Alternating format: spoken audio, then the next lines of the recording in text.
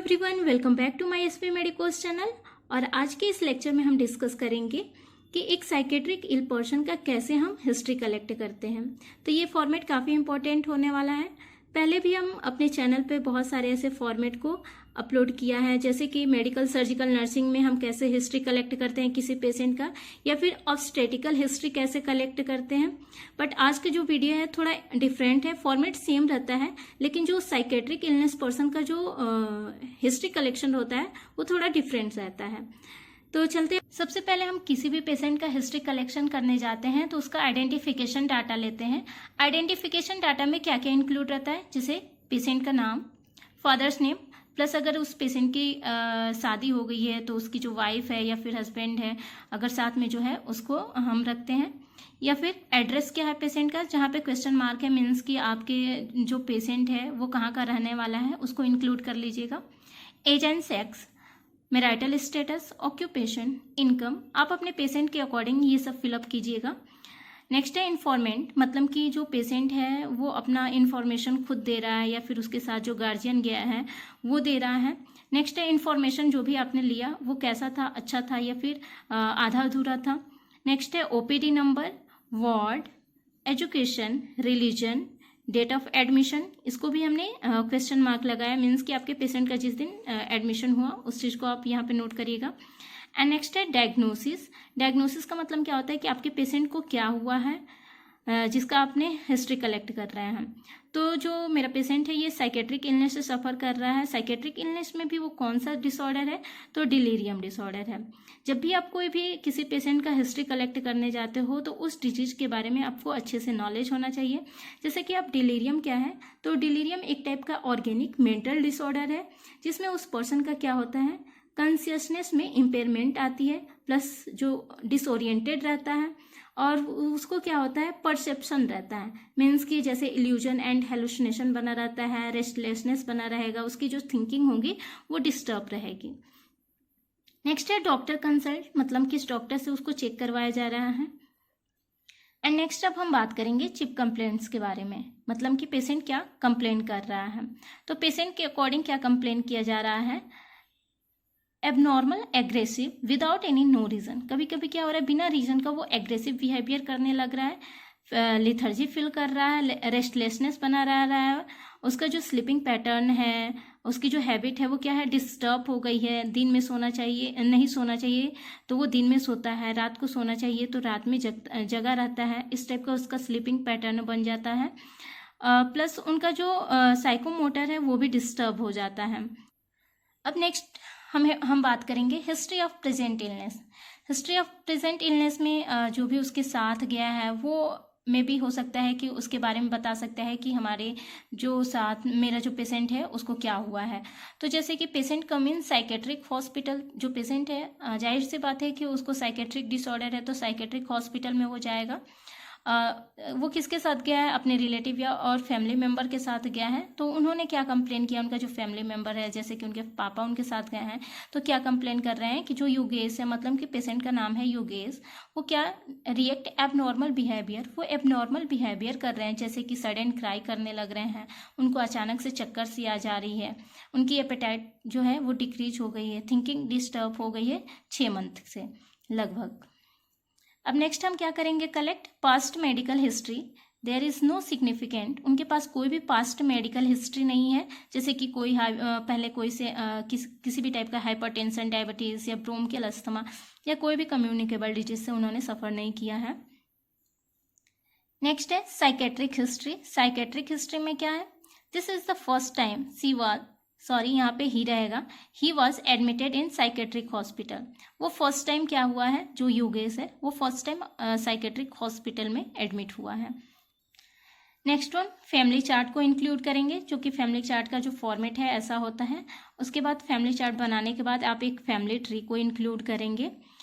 ये सारी चीज़ें मैंने मेडिकल सर्जिकल नर्सिंग में भी बहुत ही अच्छे से एक्सप्लेन किया है, वहाँ से भी आप उस वीडियो को देख सकते हैं। नेक्स्ट है टाइप्स ऑफ फैमिली। जो फैमिली है वो न्यूक्लियर फैमिली है, लेकिन फैमिली के साथ जो कम्युनिकेशन है या किसी के साथ जो कम्युनिकेशन है उनका अच्छा नहीं है, इंटरपर्सनल रिलेशनशिप भी कुछ खास अच्छा नहीं है।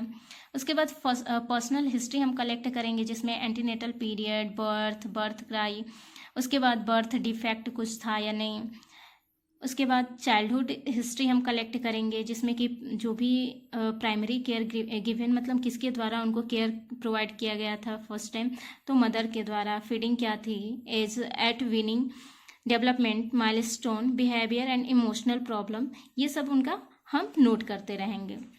नेक्स्ट है एजुकेशनल हिस्ट्री हम कलेक्ट करेंगे, जैसे कि उन्होंने कब अपना फॉर्मल एजुकेशन स्टार्ट किया था, एकेडमिक परफॉर्मेशन कैसा था, स्कूल फोबिया उनको था या फिर नहीं था। एंड नेक्स्ट है प्ले हिस्ट्री, जो कि ये सब जो भी हम इंक्लूड करेंगे उनके पर्सनल हिस्ट्री में इंक्लूड करेंगे।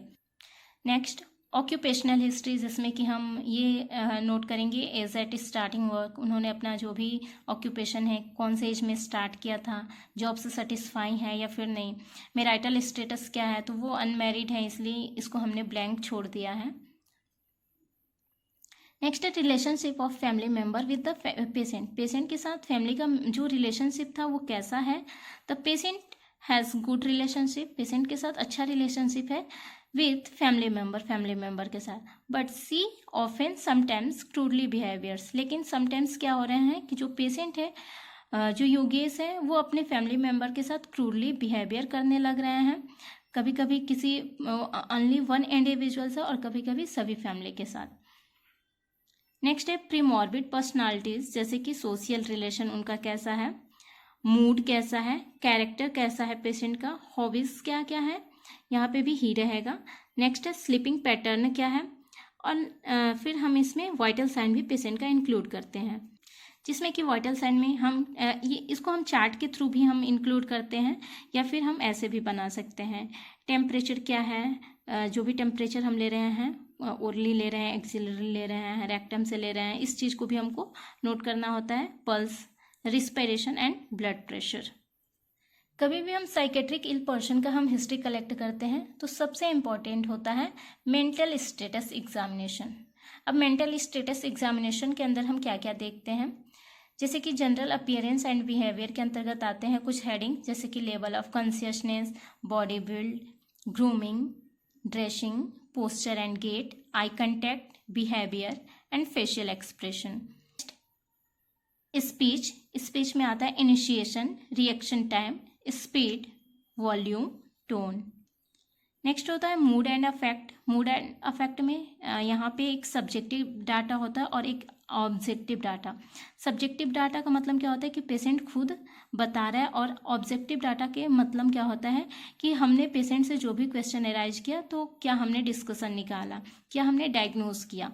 तो सब्जेक्टिव डाटा हमने पेशेंट से पूछा आप कैसे हैं, या फिर आपको यहाँ कैसा लग रहा है, तो पेशेंट ने क्या रिप्लाई दिया है कि ठीक है मुझे अपने घर जाना है।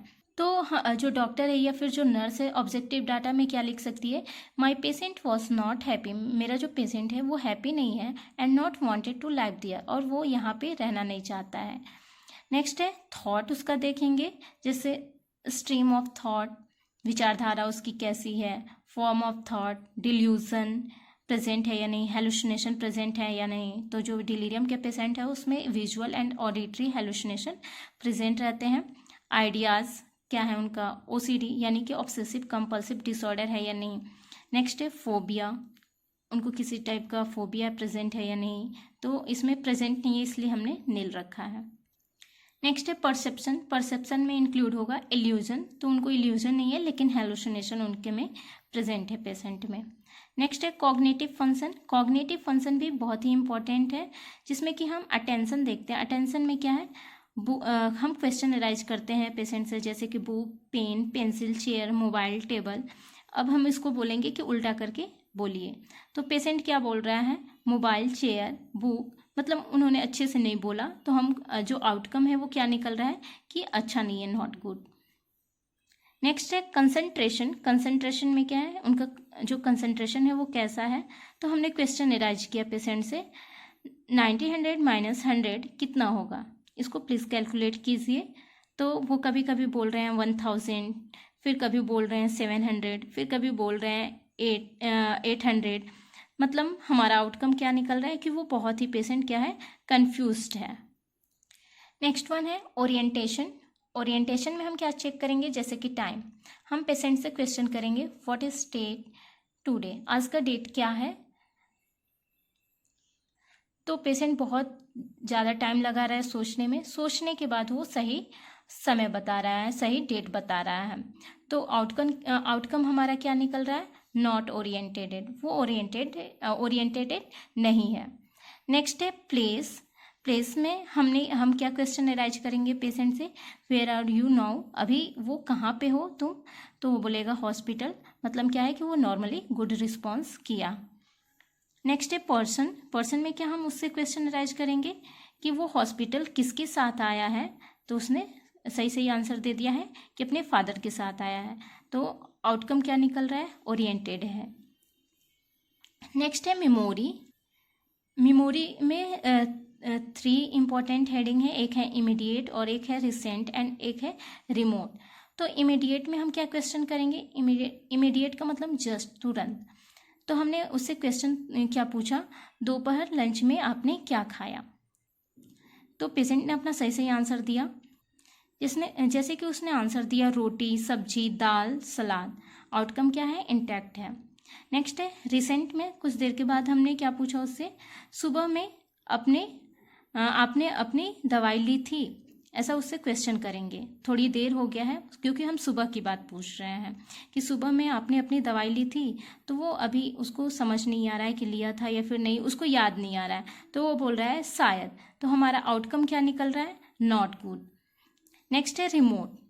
ये हम बहुत पुरानी बात उससे पूछ रहे हैं इसमें रिमोट में, जैसे कि आप 10th कौन सी ईयर में पास किए हुए हैं, तो वो आंसर कुछ नहीं दे रहा है, बहुत सोच रहा है, तो उनका जो रिमोट मेमोरी है ये क्या है, डिस्टर्ब है। मेंटल स्टेटस एग्जामिनेशन करने के बाद लास्ट आता है फिजिकल एग्जामिनेशन। फिजिकल एग्जामिनेशन को भी मैंने जो मेडिकल सर्जिकल नर्सिंग का जो भी हमने फॉर्मेट प्रिपेयर किया था उसमें अच्छे से एक्सप्लेन किया है, वहाँ पे सारे हेडिंग को भी इंक्लूड किया गया है, यहाँ पे नॉर्मली है, तो वहाँ पे भी आप उस वीडियो को देख सकते हैं। तो फिजिकल एग्जामिनेशन में हम क्या देखते हैं, जैसे कि जनरल अपीयरेंस में उनकी height, weight, build, nourishment, health, gait and activity check करते हैं। ये सब जो भी हम फिल करते हैं पेशेंट के अकॉर्डिंग, पेशेंट क्या बता रहा है उसके अकॉर्डिंग ही हम फिल करेंगे। नेक्स्ट है स्किन। स्किन में हमने क्या देखा, उसका colour, texture, temperature, lesion, infection and oedema check किया। नेक्स्ट है पोस्चर एंड गेट, उनका क्या है।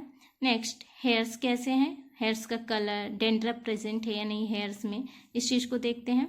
एंड नेक्स्ट है हेड एंड नेक चेक करेंगे, हेड में क्या स्काल्प क्लीन है या फिर डेंड्रफ प्रेजेंट है। नेक्स्ट फेस कैसा है, डल, एंजाइटी या फिर स्माइली फेस है। नेक्स्ट है थायराइड ग्लैंड, थायराइड ग्लैंड उनका कैसा है। नेक्स्ट आइज, आइज में जैसे visual activity, eyelids, eyelashes, sclera. Nose check करेंगे, जैसे कि सेंस ऑफ स्मेल उनका कैसा है, एक्सटर्नल नोज कैसा है। माउथ, माउथ में लिप्स, टंग, टीथ। चेस्ट, चेस्ट को इंस्पेक्शन करके देखें, मतलब कि आई के थ्रू हम देखा तो कोई लीजन नहीं है, चेस्ट इक्वल है, पाल्पेशन करके देखा। उसके बाद एब्डोमेन का एग्जामिनेशन करते हैं, एब्डोमेन को भी इंस्पेक्शन प्लस पाल्पेशन करते हैं। नेक्स्ट बैक, बैक जो बॉडी है कर्व है या फिर लेजन प्रेजेंट है, इस चीज़ को देखेंगे।